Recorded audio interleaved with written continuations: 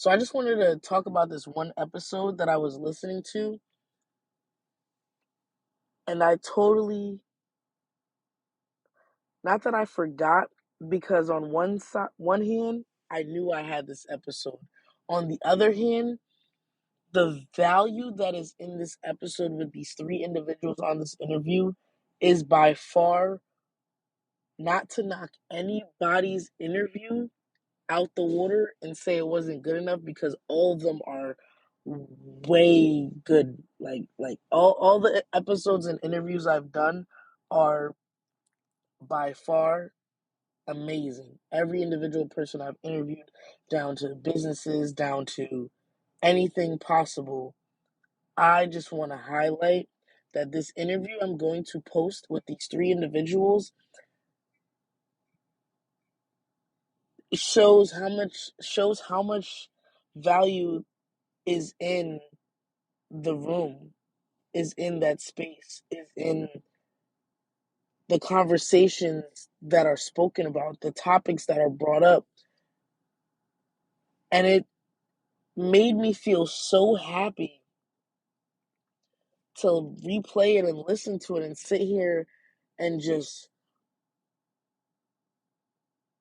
take in all that new valuable information that we had spoke about on that day. We were pre-recorded this March 24th, 2022.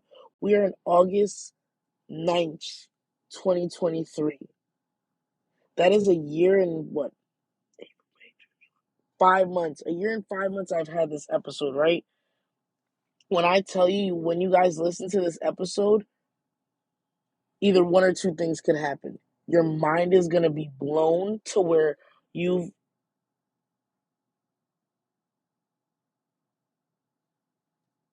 you've took so much information in that you can refocus and reevaluate everything that you're doing in life.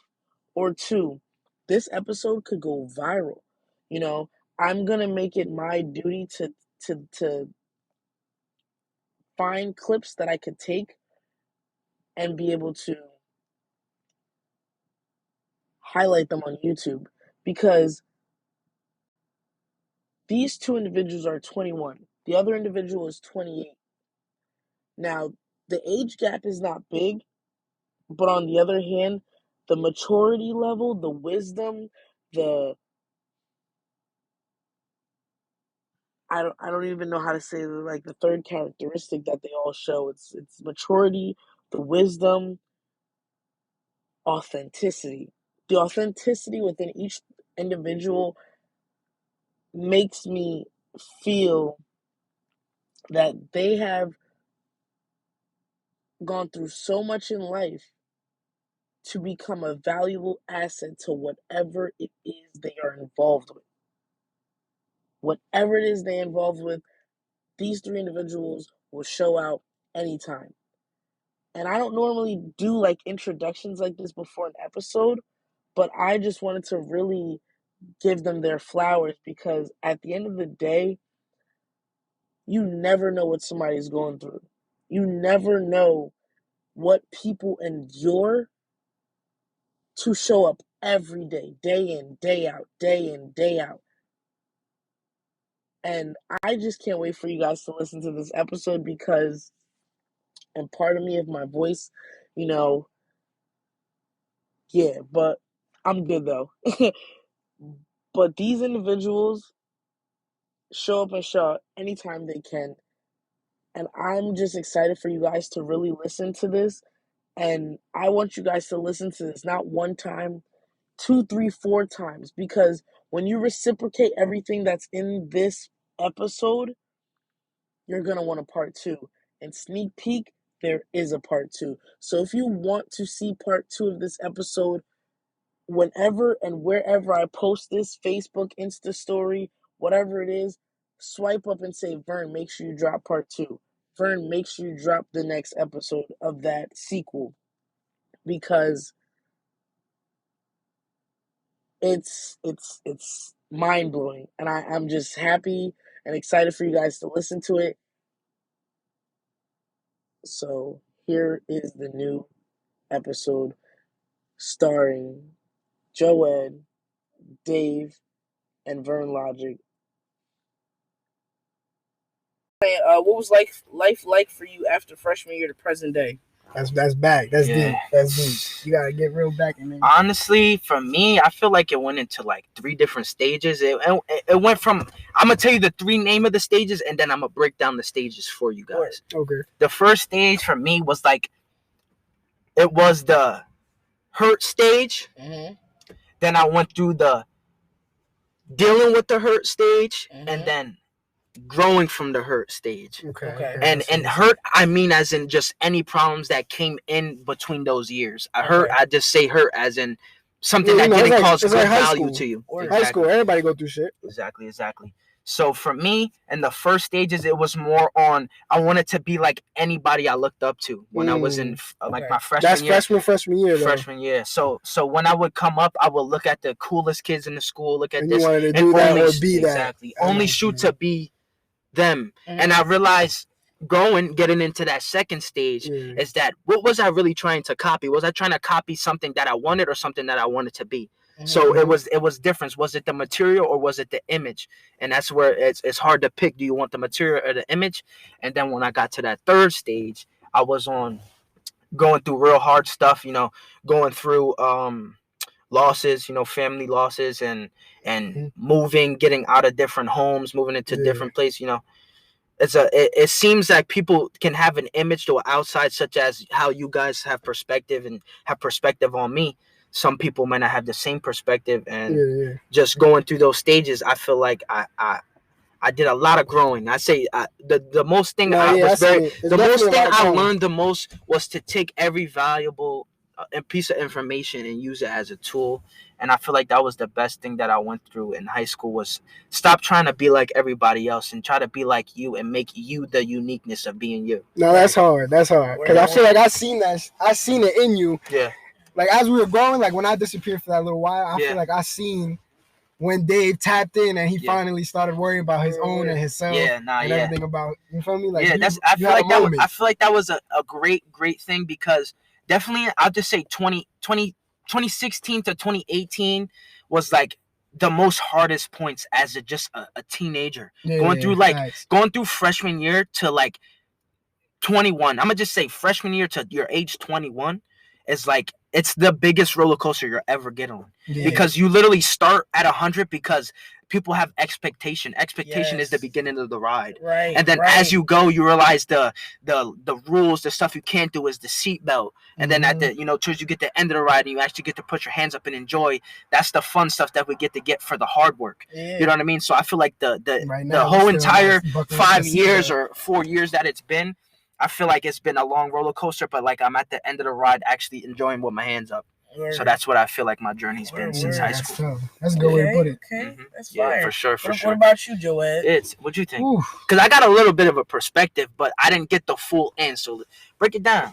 All right. You really want to hear it? Yeah. I feel like towards my freshman year, I knew I was that guy. Like I felt that way. I was the cocky kid, you know. You knew what's for your own self and not for nobody else. That you had what it took to be that person. It was more of a perspective as how I see my family, how everybody I viewed that I was close to, how I viewed them. Like they always worried about themselves. They're not really worried about nobody around them. They were just so like into themselves, you know. And that's the way I grew. Selfish, but in a good way. Yeah, selfish, but in a good way. But good selfishness. It's like being confident but not being cocky. It's two different things, you know? For sure. But I started on that path, and I feel like it gave a bad perspective on who I was.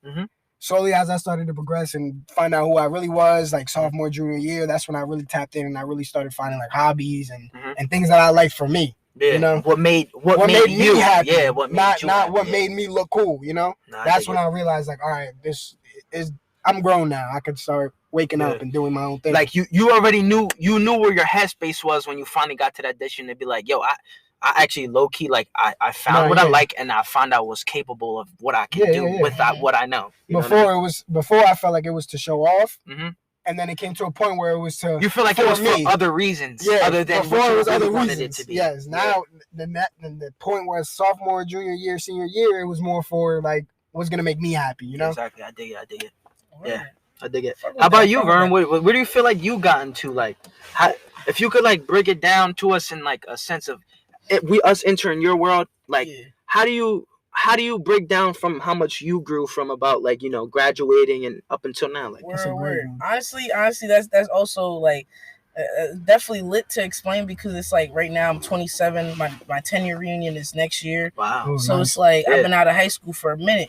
You feel me? So it's like I've got to see a lot. So from freshman year to now, I've definitely I've learned a lot of things as far as especially you. I've learned certain stuff that I use as tools to implement in certain shit. So it's like freshman year, I definitely it's crazy because I just moved back to Long Branch.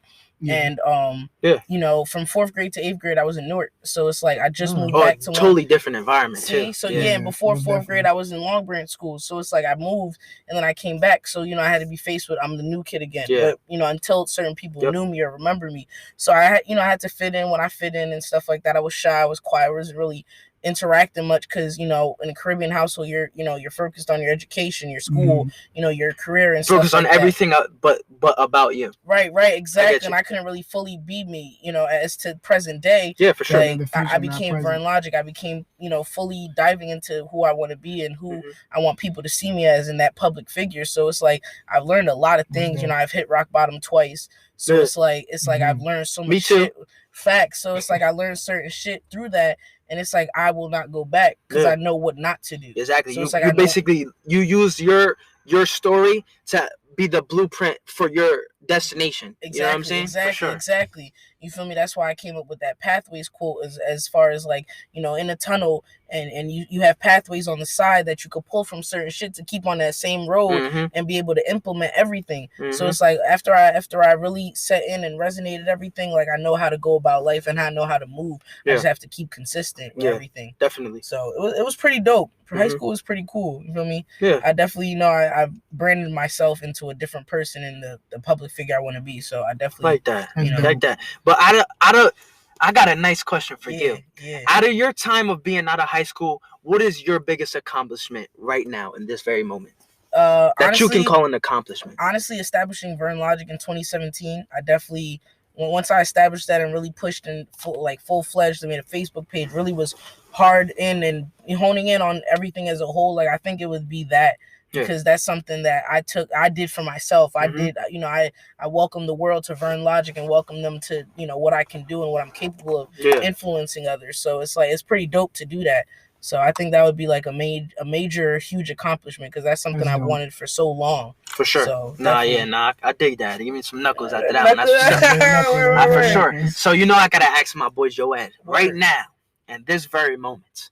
What is your biggest accomplishment since you graduated? My biggest accomplishment, I would say, actually going to school again. Outside of school, like getting higher education. Yeah, because I was always, not into school. That wasn't your main focus. Yeah, that wasn't what I wanted to do, and I guess. Nah, for sure. But actually going to school again and committing to that and passing with 4.0 GPA and feel me disappearing and just focusing on myself. That's my biggest accomplishment right now. Nah, I get that. Appreciate that. I like that. Yeah. What about you? What's your biggest accomplishment? Honestly, I feel like my accomplishment, I feel like the word accomplishment kind of like it categorizes your decision. I feel like my biggest like accomplishment was being able to make a conscious decision without any judgment behind what I'm making. That's deep. Because, like a lot of people, they get discouraged, like just because, say, if somebody in your close circle doesn't see the same eye, that you tend to make a decision based upon everybody else. And I feel like the biggest thing for me, an accomplishment, was to not let anything around me affect the decision that I'm making. So I feel like that's one of my biggest accomplishments since I graduated. That's hard. I appreciate. I respect that too because a lot of people grow up and thinking that you gotta learn about others, like you gotta add others' opinions and what they think of you to make your decision. And it's like once you learn and tell yourself that only it's your life, only you have that life to live. Only you have that control of the because if everybody fall off, it's only you. Yeah. You feel me? It's only you by yourself. Exactly. Type shit. So you got to learn how to push yourself on different limits. That what woke me up too was that like when I graduated, I sat there and I really looked at the kids that were graduating, and I was okay that I was never gonna see those people again.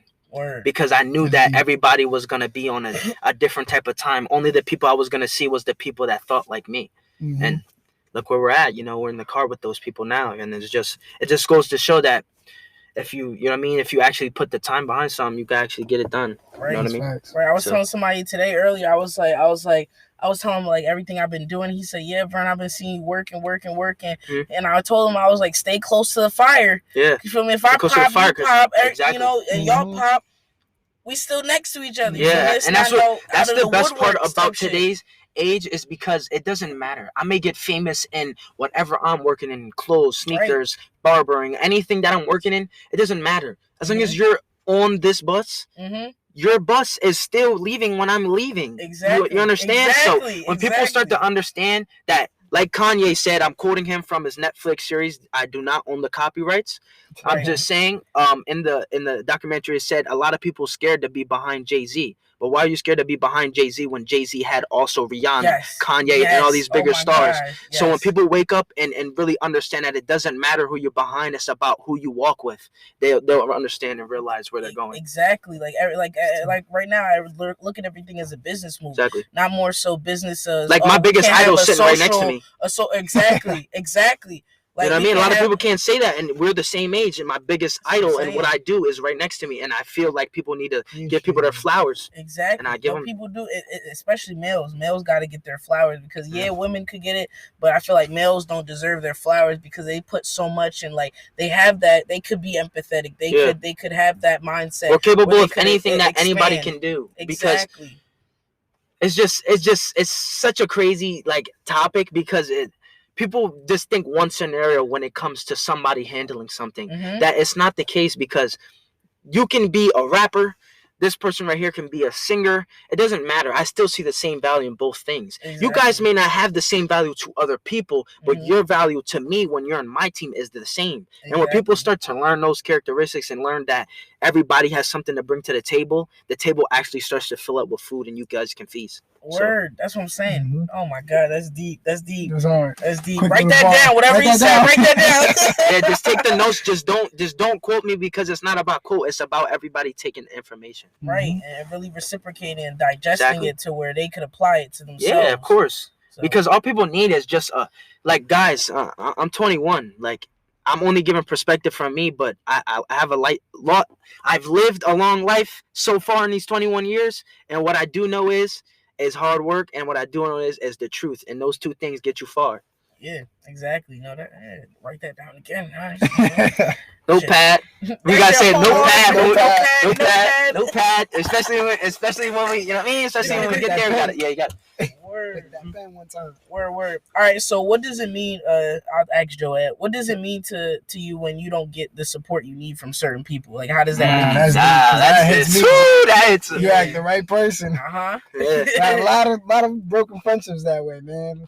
It's a lot of journeys that I took where it was a lot of people that I feel like acted a certain way just to be around me, and then when it came time for me to say who I was and bring my ideas to the table, it was always like they disappeared. Right. Like it wasn't a good idea, or true. like I made something wrong, or I did something, and then it always make me feel some type of way, you know? Yeah, exactly. Makes you question, like, well, no, what's so crazy? Exactly. Well, no, what's so crazy because it goes back to just so many things, and I'm gonna let you finish in 1 second. I just really want to say this. A lot of people really don't like to see their friend or someone that they grew up with in a higher position than they are temporarily. And why I say temporarily is because no one likes it, and it's a problem with the young generation. And not saying young generation is everybody, guys. I'm talking about specific crowds and people, and that's listening. Like the people that's listening know who they are. Yeah, exactly. They push buttons so that it can kill self-esteem. You know, because all you have to do to say somebody that cares about their image is say that their image isn't good. And they don't know how much that hurts a person, or how much that you telling me, just a person I care about, you telling me, hey, bro, I don't think your drip was that fly today. I'm going to go home and question my drip because you're a person opinions that matter. Exactly. So when people understand and learn that if you're in the circle and you do nothing but bring a negative and an intimidating vibe and don't give anything to pursue it betterly, and I don't even know if that's a word, but I just created it. It sounded hard. So that goes to say exactly what he's saying, man, is just if you're a close friend, man, don't be ashamed to say, hey, bro. Don't be a hater, man. Don't be a hater. Good vibe, man. You don't get enough if your friends are doing good, encourage them. Encourage them, push Support them. that. Never pull them behind, because when the chains are actually free, you're not gonna have nothing to pull on to come with them. And it's so hard because there's so many different perspectives and ways you can go about hating. Exactly. That's another thing. You can hate correctly. It's called constructive criticism. People. That too. Thank you. People don't really do that. Like people do it to the point where they try to bash you, or they try to be like, oh, you didn't do that way. No, be like, bro, I know you wanted that vision, but look, this vision, I promise you could take you there, because I see it from the outside. You see it from just you see it from the person in the position. Exactly. Yeah. But sorry about that, Joed. No, you're good. I feel like I got it all covered, man. Yeah, like, just saying, like, just a hate around the circle just kills it. Just always remember this.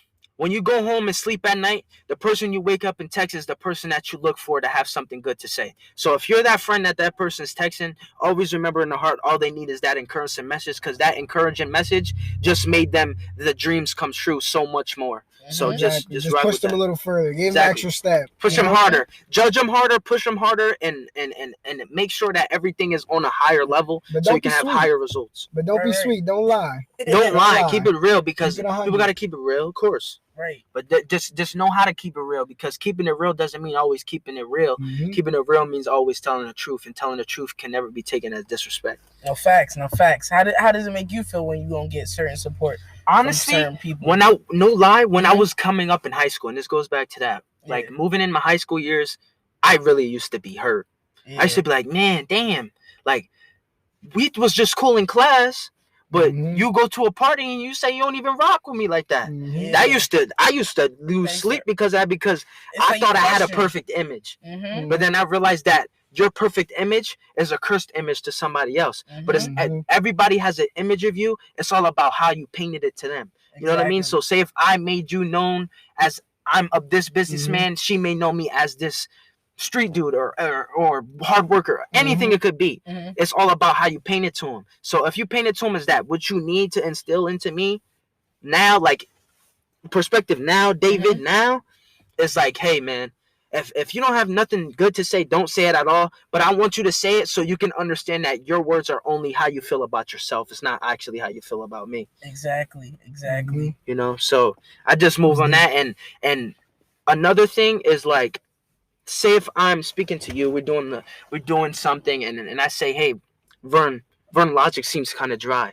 Why would I say that? Yeah. You know what I mean? Because that's only a negative input. Right. That way you can put that is like, hey, Vern, I feel like you're lacking in these areas. Yeah. And I feel like maybe if you push that, you do a little, you know what I'm saying? Everything so when people have an understanding and have a straight and narrow relationship with you, and you're able to speak to them and tell them, hey, do this, like you just said, do that, and we work together and we have an understanding and we excel. Yeah. But when you try to just judge and control a narrative, where's it gonna the bridge get is you? short. Exactly. And it's like on the other it doesn't hurt to be nice, bro. Exactly. That's what I'm saying. And the big thing with that is, like, I feel like it's people being envious.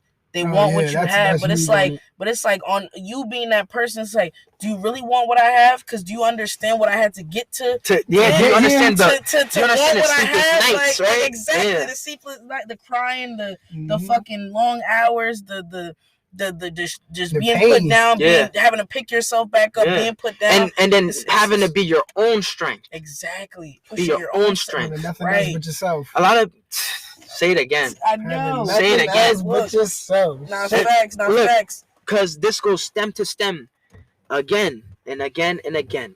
Nobody knows how it feels to be alone in a house full of people, and that stems back to any person that can relate to this. And I know many people can. You're not really alone. It's just that the people in your room can't see that you're there. So don't ever worry.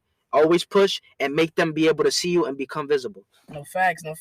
Like, generally for me, like, when certain people didn't support me, I definitely like looked at it as discouraging. It always discouraged me. Like, it's like, you see what I'm pushing. Like, I tell you what I'm pushing. It's like, don't get discouraged. Just keep believing me, because I need that. You feel me? I feel it fuels you. Exactly. So it's like, on the other hand, it's like, support me. Like, it gives you the muscle you didn't know you have. Right. Like, generally support me, or just tell me, like, look, I don't support you. I love you. Okay, I can understand that. Yeah. You feel me? As I get older, I understand that not a lot of certain people, family, friends, is not going to support you how you expect them to. Yeah. And that's another thing people like look after is expectations. Expectations will leave you high and dry. You know what's so crazy?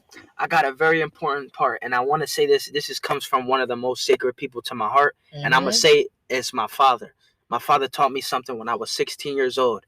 He said to me, the second you let people give you expectations or vice versa, you open your heart to feel hurt because you expect them to do what you're doing. So say if you give them the world and you continue to give and give to this person, and you come back and you look at it on the rebound and try to expect the same thing, only thing you can feel is hurt because you're not getting the same thing.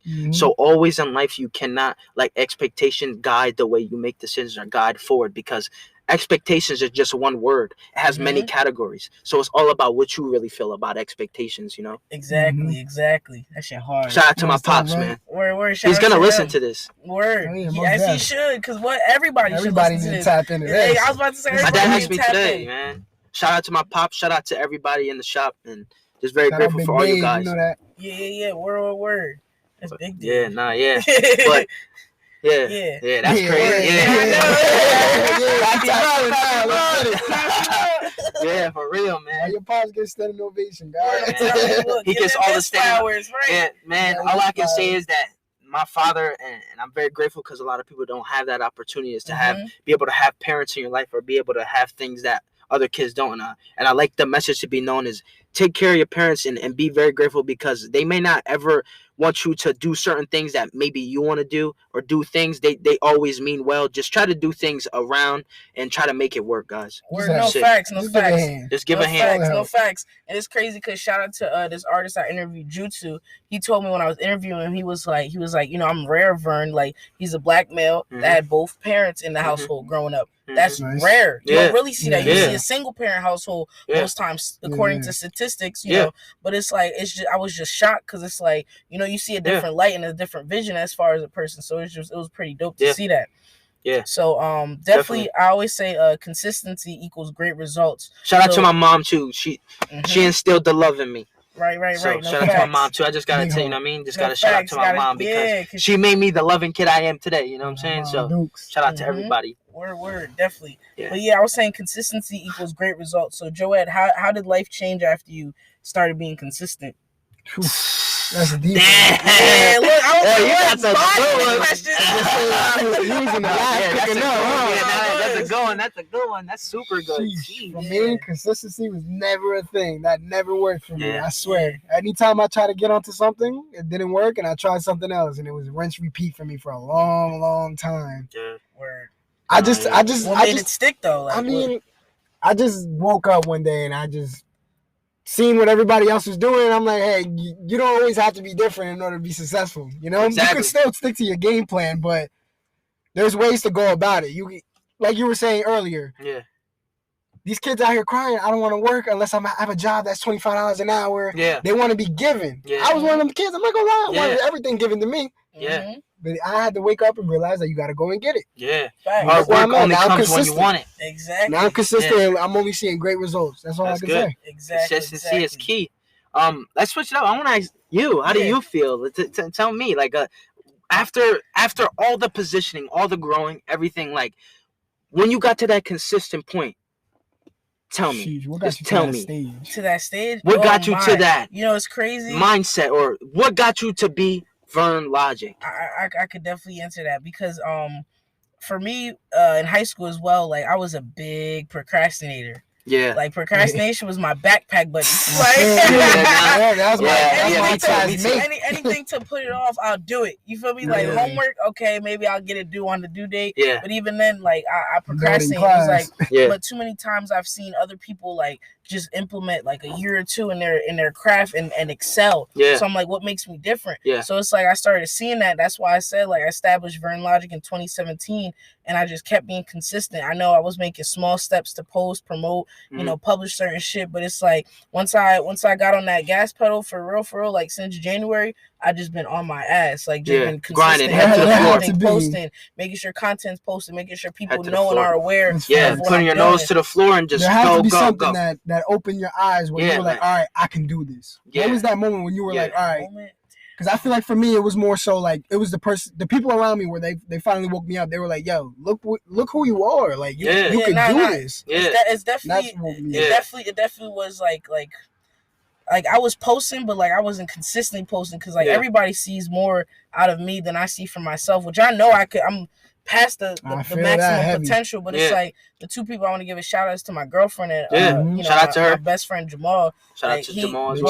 Both of them really said, Vern, you could do it. So after that, I just artist interviews like every 2 days, posting every 2 days, like dropping episodes every 2 days, making sure I get that traction from what I'm doing right now. So it's honestly, it was after that day I was just like, oh yeah, I could do this. Like I could really make some shit shake in Long Branch type. You can shit. actually give a buzz and give a voice to the people inside the town. Yeah, definitely. And I feel like that's where it's very dope because we actually are town natives, guys. Like we actually live. Like you can run into us or not. We here. Yeah, we're here. Like born and raised. I might not be outside, but I'll be around. I may not be outside, but I'm around, man. Right. Yeah, man. How do you feel? What made you feel like you should step on that consistency? Like, well, know what? Honestly, what it was, like real truth. I had one of my closest people like that I really cared about pass away.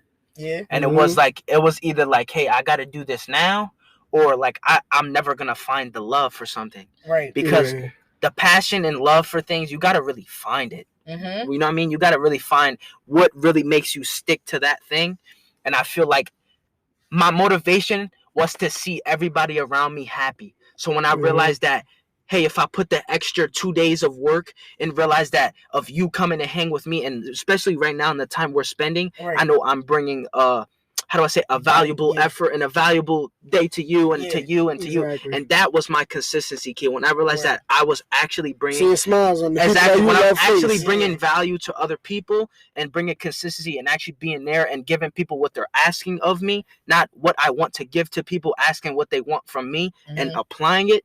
I feel like that was really what got it for me. And I put my head to the floor and really said, hey, like no one can get anything done for you. No matter how old you are, no one can. And I did the Dave pose and I put my head to the floor and then I got it done, bro. Because the Dave pose is legendary. And I'm trying to tell them. They might not see it now, but they're gonna be doing it. Exactly. They're gonna see it on the cover art when I drop it. That's the Dave pose. And I just want to tell everybody, here, like, this is only the beginning to like.